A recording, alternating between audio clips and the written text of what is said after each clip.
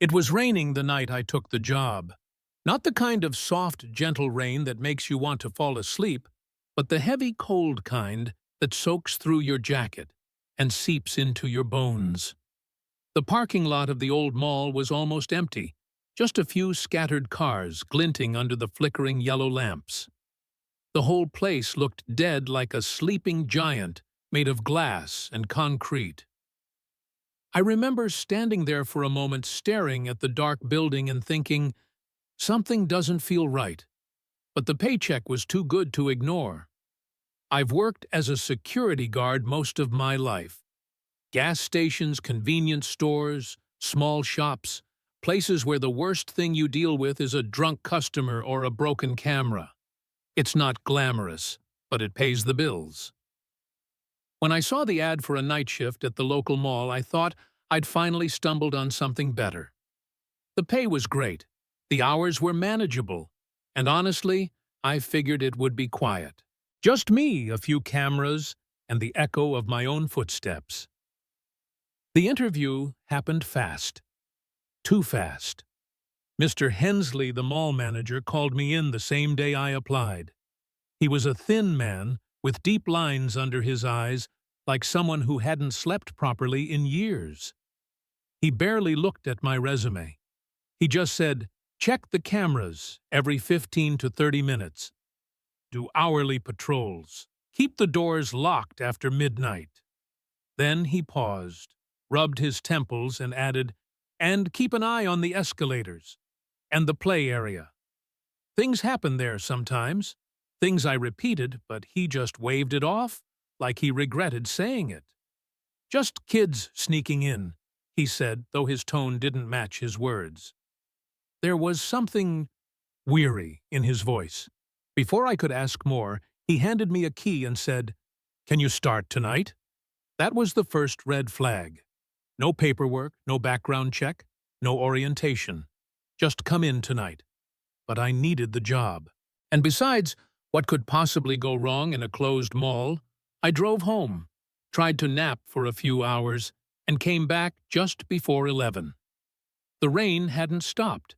It was heavier now, pounding on the roof of my car as I parked near the employee entrance. The massive building loomed over me like a tombstone. For a moment, I actually considered turning around and leaving. Something about that place felt wrong, like the air itself was waiting for me to step inside. But I didn't listen to my gut. I told myself it was just nerves. First-day jitters. Everyone gets them. When I walked through the employee door, the sound of the rain died instantly, replaced by a heavy, suffocating silence. The lights inside buzzed faintly, casting long, pale reflections on the tile floor. The smell of cleaning solution and dust hit me. It didn't feel like a mall. It felt like an abandoned hospital. Mr. Hensley was waiting for me just inside the door. He didn't smile. He didn't even greet me properly. He just said, "Follow me." We walked through a maze of back corridors until we reached the security office, a small room filled with flickering monitors showing grainy camera feeds of empty hallways. "Check them every 15 minutes, he repeated. "Do your rounds. Keep the place secure." Then, as he handed me a printed instruction sheet, he added one last thing, "And whatever happens, don't panic." He left after that. I was alone. The door closed behind him with a soft click, and the silence settled in like a weight. For the first few minutes, I told myself it wasn't so bad. Just a job. Just a quiet building at night. But somewhere deep down, a small voice whispered, "You shouldn't have come here." The first few hours of my shift were exactly what I expected: quiet. Almost too quiet. The only sounds were the low hum of the ventilation system and the faint buzz of the fluorescent lights overhead. I sat in the security office watching the flickering black and white monitors, rows of empty stores, still mannequins, the occasional shadow from a swinging sale sign. It was dull, lifeless, and yet somehow I couldn't relax. Every 15 minutes, I'd check the cameras like Mr. Hensley said. Then I'd get up, walk through the long corridors with my flashlight and circle back. Routine, predictable, safe. But even in that first hour, I couldn't shake the feeling that I was being watched. At one point, I thought I heard footsteps echoing down the hallway. Not the soft sound of sneakers or leather shoes, something heavier, more deliberate, like boots scraping tile. I stopped moving, held my breath, and listened. Nothing, just the endless hum of the air vents. I tried to laugh it off, told myself the building was settling. But deep down I knew what I heard. It was close to midnight when I met the janitor. I had just come back from my second patrol when I saw him standing in the corner of the office like he'd been there the whole time. He was tall, thin, with a faded gray uniform that looked 2 sizes too big. His face was pale, his skin almost translucent under the flickering lights. But he smiled when he saw me jump. "Didn't mean to startle you," he said, voice gravelly, but calm. "You must be the new guy." I nodded, my heart still pounding. "Yeah, didn't know there was a janitor here at night. There's always one of us around," he said, glancing at the monitors. "Gotta keep the place clean. You know, ready for the morning crowd." He spoke normally enough, but there was something off. His eyes didn't quite focus on me. It was like he was looking through me, or maybe at something standing just behind me. I caught myself glancing over my shoulder more than once. Before I could say anything else, his expression changed. The friendly smile faded, replaced by something colder. "Listen," he said quietly. "You seem like a good guy, so I'm going to help you out." He reached into his pocket and handed me a small, crumpled piece of paper. "These are the rules. If you want to make it through the night, you'll follow them exactly." I frowned, unfolding the paper. The ink was smudged, the edges torn. At the top, written in shaky handwriting, were the words, "Rules to keep you safe at night." I scanned the first few lines and felt my stomach twist. Check the security cameras every 15-30 minutes. But don't stare at the footage for too long. Never look directly at the mannequins after midnight. If the mannequins change position, leave the area immediately. I looked up, half expecting him to be joking. Is this supposed to be funny? But the janitor didn't smile. His eyes were sharp now, serious. "I'm warning you," he said. "Follow the rules or you'll end up like the last guy." The last guy, I asked, my voice quieter than I intended. He didn't answer right away. He just stared at the monitors, his reflection ghostly in the flickering screen. Then, almost as if to himself, he whispered, "He quit after one night." Before I could ask more, the lights flickered again. When they came back on, the janitor was gone. No footsteps. No sound. Just gone. The paper trembled in my hands as I stared at it. My heart was racing, but I forced a laugh. "Great," I muttered. "They hired the creepy prankster type." I stuffed the paper into my pocket and tried to shake it off. By 12:15, I convinced myself it was all in my head. I took another patrol through the main hallway. The air inside the mall was cooler now, heavy, like it had been sitting still for years. My flashlight cut through the darkness, sweeping across closed storefronts, metal gates, glass displays. The mannequins were everywhere. Frozen faces, stiff hands reaching toward invisible customers. Some were dressed in bright clothes, some in nothing but cracked plastic. The beam of my light hit one in particular, a woman in a white dress, her head tilted just slightly to the side. I could have sworn she hadn't been facing that direction earlier. I froze. My breath caught in my throat. "Don't look at the mannequins after midnight." The words from the paper echoed in my mind. I backed away slowly, trying not to make a sound. But as I turned to leave, I heard the faint sound of fabric rustling, like something shifting against its own weight. My flashlight flicked back to the mannequin. It hadn't moved, but something in the shadows behind it had. I didn't wait to find out what. I hurried back to the security office, locked the door, and sank into the chair. My pulse thundered in my ears. The monitors flickered. For a second, I saw a shape tall still standing near the entrance of the clothing store. When I blinked, it was gone. I reached into my pocket and pulled out the paper again. The first two rules stared back at me darker somehow, as if the ink itself had deepened. And that's when I realized I hadn't seen the janitor leave. By the time I sat down again, it was just past midnight. I stared at the paper the janitor had given me, the rules written in smeared black ink. I didn't believe them, not really, but the memory of that mannequin's tilted head wouldn't leave my mind. I checked the monitors again. Everything looked normal. Still, I decided to follow the first rule just in case. I flipped through each camera slowly, food court hallways, escalators, toy shop, restrooms. Every image was still. Empty. Too still. I tried to distract myself by making notes on the patrol log, but then the lights in the hallway outside the office flickered. Once. Twice. Then the feed on camera 7, the one showing the clothing store, cut to static for a full 3 seconds. When it came back, the store's glass doors were wide open. My breath caught. I knew I'd closed them during my rounds. I grabbed my flashlight and keys, telling myself it was a technical glitch. The air outside the office felt thicker than before, heavy, like walking underwater. My boots echoed through the hall as I made my way toward the store. When I reached it, the open doorway gaped like a mouth into the darkness. I shone my light inside the beam, cutting through the dust. The mannequins were right where I remembered them, 3 of them in the front, another 4 by the back wall. But something was off. One of them seemed closer to the entrance, like it had taken a single step forward.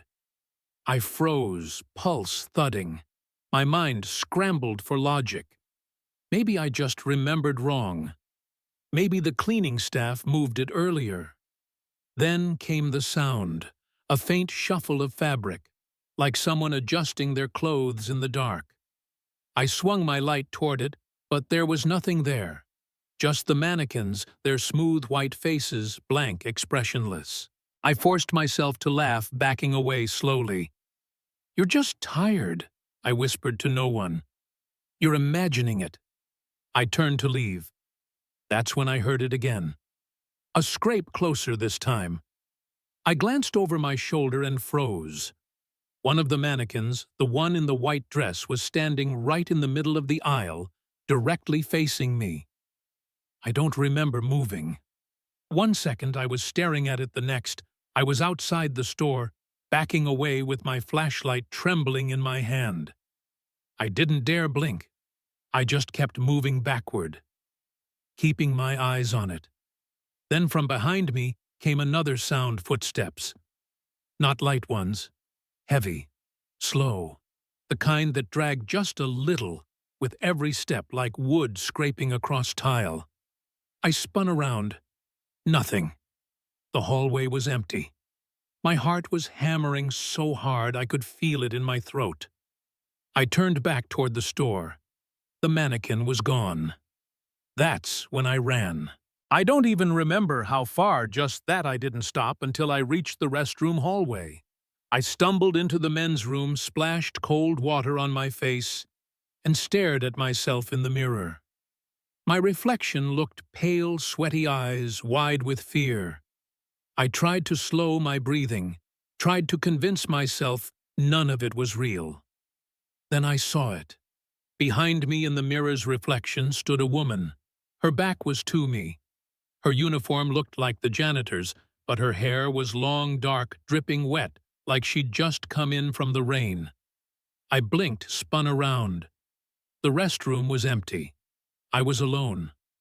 The fluorescent light flickered, and I felt a cold draft brush the back of my neck.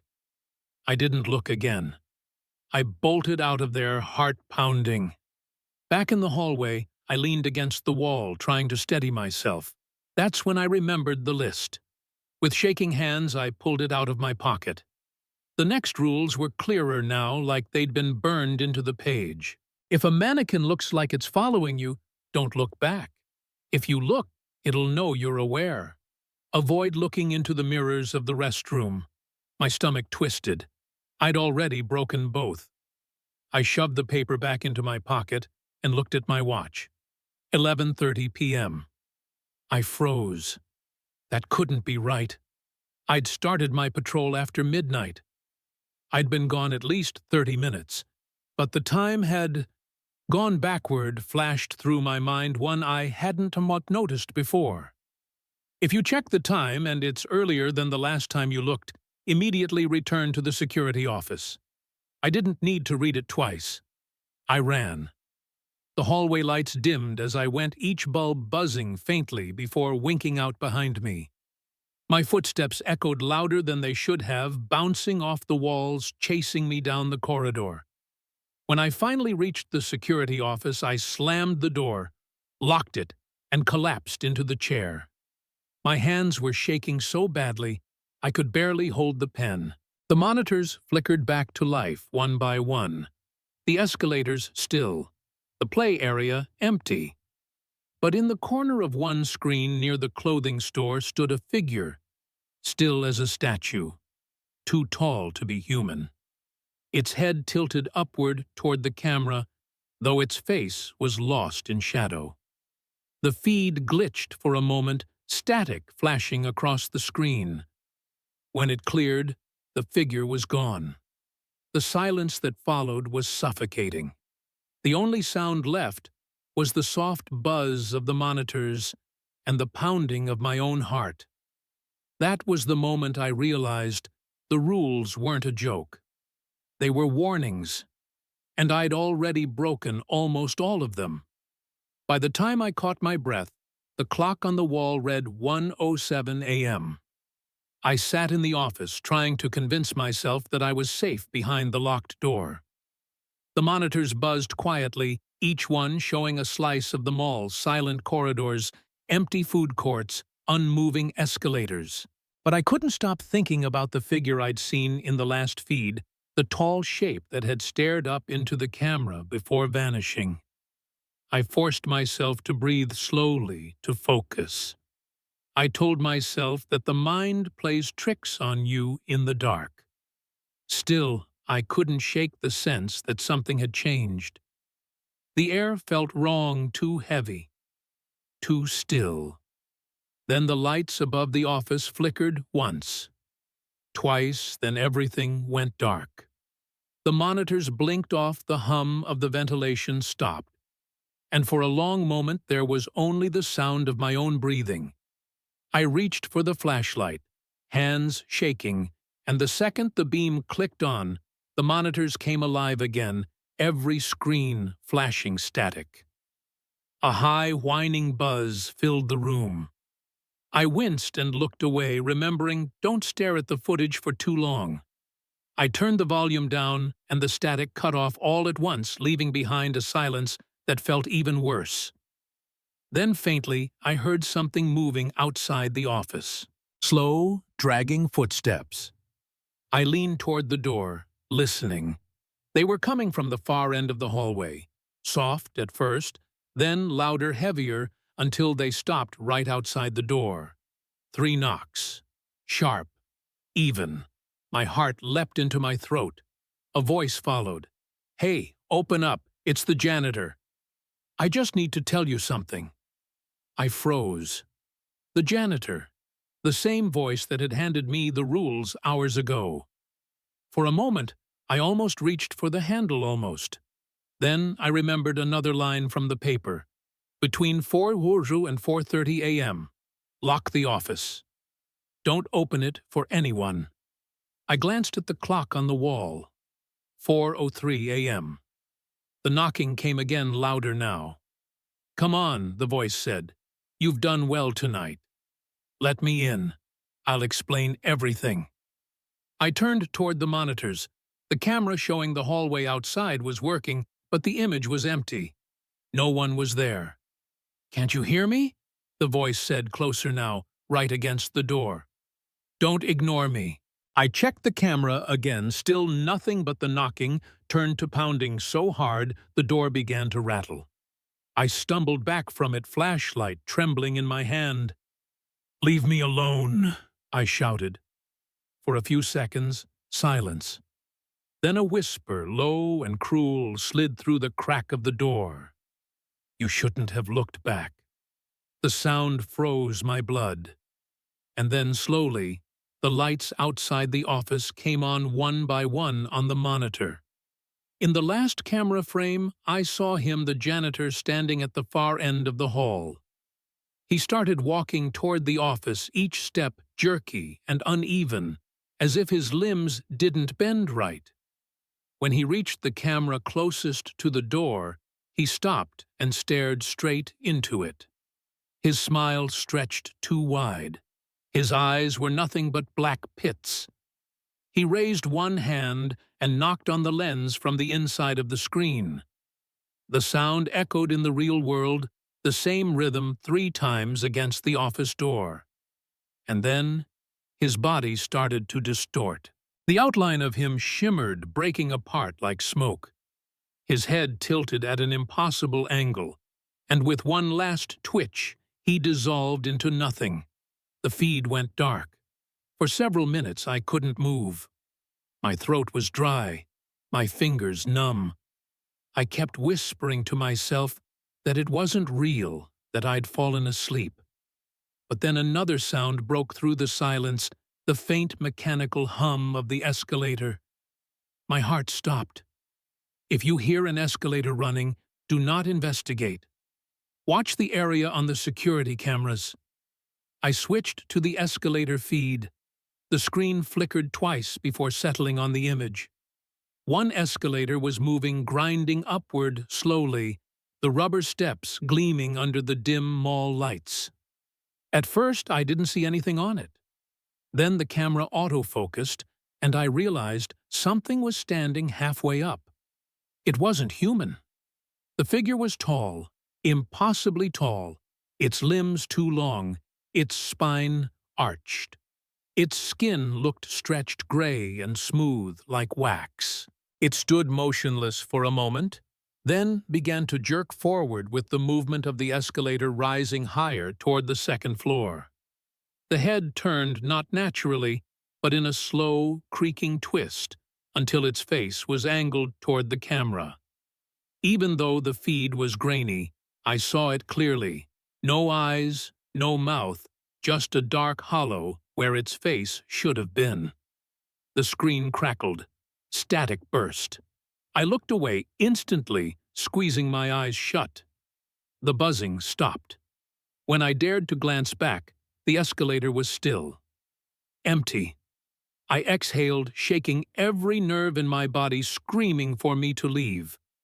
But burned in my mind. Under no circumstances should you leave before your shift ends. So I stayed. Hours passed in silence after that. The air in the room felt stale and cold, like something had drained all the warmth out of it. I sat in the chair staring at the monitors, half expecting something else to crawl out of the screens. Time crawled by. Then, just as the clock neared 4:30 a.m., 3 soft knocks came again. Only this time there was no voice. The knocks continued steady, patient, like whatever was on the other side of the door knew I wasn't going anywhere. I didn't move, didn't speak, just sat there gripping the flashlight, repeating in my head the only rule that mattered now: don't open the door. When the last knock finally stopped, the office fell silent again. Outside, the escalators hummed once more. And somewhere deep in the building, I thought I heard something whisper my name. When the knocking finally stopped, I didn't move for a long time. I just sat there, frozen in the flickering light of the monitors, waiting for something, anything to happen next. My body was stiff, my throat dry, my ears straining for the slightest sound. The silence pressed down like a weight. After what felt like hours, I dared to check the clock. 4:37 a.m. I'd made it through the worst of it. At least, that's what I told myself. I waited another 10 minutes before unlocking the door. The hallway outside was empty, bathed in the pale green light of the emergency lamps. Everything looked normal again, too normal, as if nothing had ever happened. I stepped out slowly. Every sound amplified the echo of my footsteps, the faint hum of electricity. My flashlight's beam slid across the tiled floor, over shuttered storefronts and quiet halls. For the first time in hours, I thought maybe it was over. Maybe the night had been nothing but a blur of exhaustion and paranoia. But then I saw him. The janitor. He was leaning casually against the wall near the corner, arms folded, that same crooked grin on his face. "Rough night, huh?" he said, voice light, almost teasing. His tone made my skin crawl. "You followed the rules, didn't you?" I nodded, my words catching in my throat. "I tried. I don't even know what's happening here." He tilted his head, the smile fading. "You'll understand soon enough." His voice dropped lower like a whisper meant only for me. "This place doesn't like to be watched. But it's always watching back." My pulse quickened. "What are you talking about?" He didn't answer. He just pushed himself off the wall and began to walk away, his footsteps eerily soft on the tile. I blinked, and in that instant he was gone. I spun around, scanning the hallway, but there was no trace of him.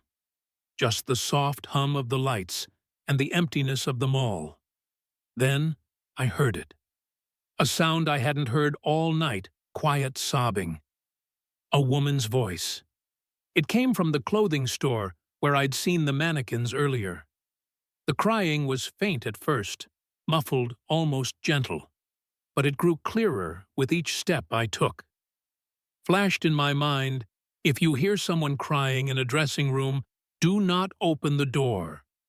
I stopped dead in my tracks. The crying continued low and broken, echoing through the corridor. It sounded real, too real, like someone in pain, trapped, begging for help. My instincts screamed at me to leave, to go back to the office and wait for sunrise. But something about the voice pulled at me, a strange magnetic sadness that made it hard to turn away. Then the crying stopped. For a moment, there was only silence.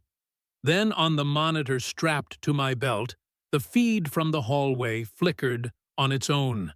I glanced down, and my blood ran cold. She was there. A woman, pale and gaunt, her long black hair hanging like wet threads across her face. She wasn't walking. She was floating, her feet barely touching the floor. She glided slowly toward the camera shoulders, trembling with quiet sobs.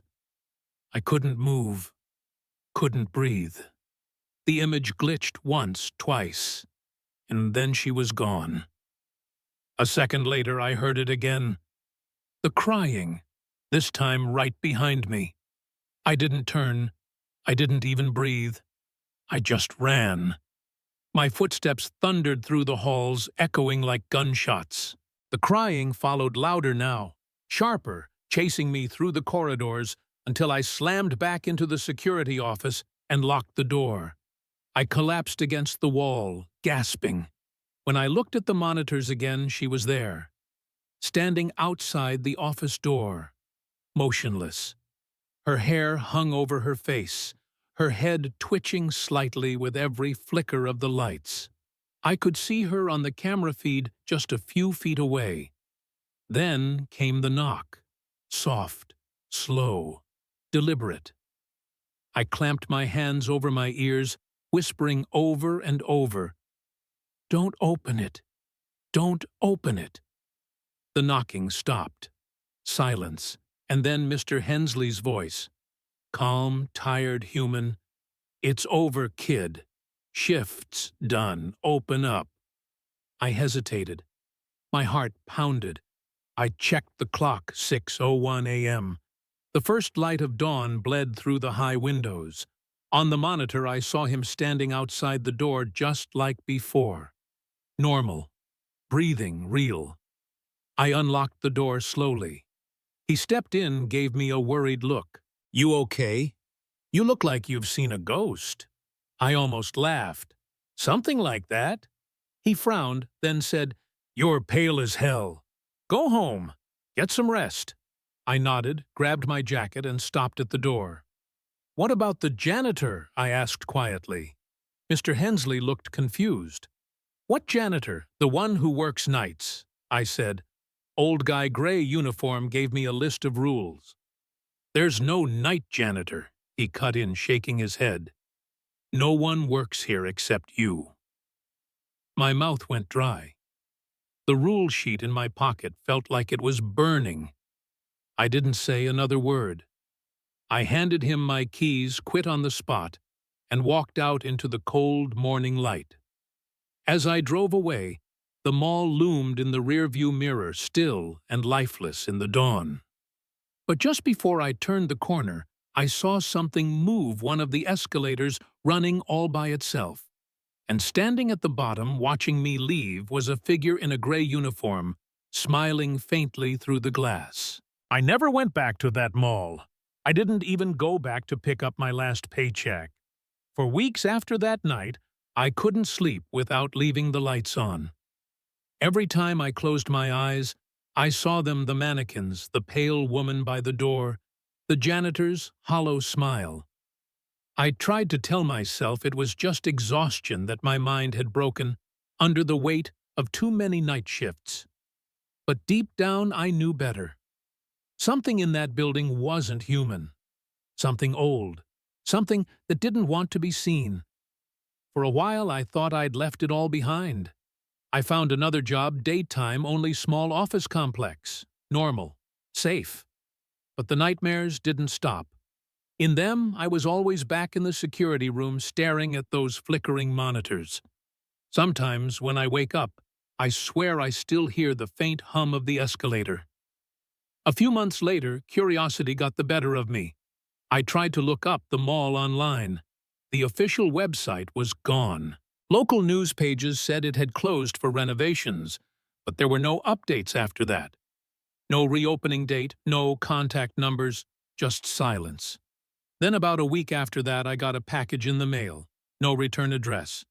Inside was a single piece of paper, yellowed, creased, with familiar handwriting scrawled across it.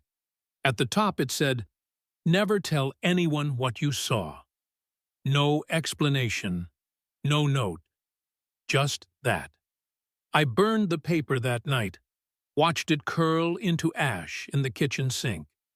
But the next morning, when I checked my phone, there was a message from an unknown number. A photo. It showed the interior of the security office, my chair, my desk, the monitors. The timestamp on the corner said 11:59 p.m., the exact minute my first shift had begun. And there, standing just behind the chair, was the janitor. Since then, I've moved 3 times. I avoid malls completely. If I have to pass one, I don't look at the windows. Sometimes when I drive past the old highway exit that led to that place, I can still see the roofline in the distance. At night, there are lights inside, even though the mall's been shut down for years. They say empty places forget people after a while, but I don't think that mall ever forgot me. Every now and then I wake up around 4 in the morning, the same time I heard the knocking on that office door. And for just a second, I think I hear it again. 3 slow, even knocks on the wall beside my bed. When I turn on the light, there's nothing there. But sometimes, the digital clock beside me flickers. The numbers blur, twist, and show the same time they did that night. 11:30 p.m. If that ever happens to you, if you ever find yourself alone in a quiet building, and the lights start to flicker, and the cameras begin to buzz, remember the rules. Don't look too long. Don't open the door. Don't listen to the voices. And if someone hands you a list with shaky handwriting and tells you it's to keep you safe, believe them. Because some places aren't just haunted by ghosts. They're haunted by rules that were written in fear by someone who didn't make it out alive. So if you ever take a night shift and you hear footsteps in an empty hallway, ask yourself this: would you dare to check? Please share if you've ever experienced something paranormal yourself. Subscribe if you believe some ghost stories are too terrifying to be ignored.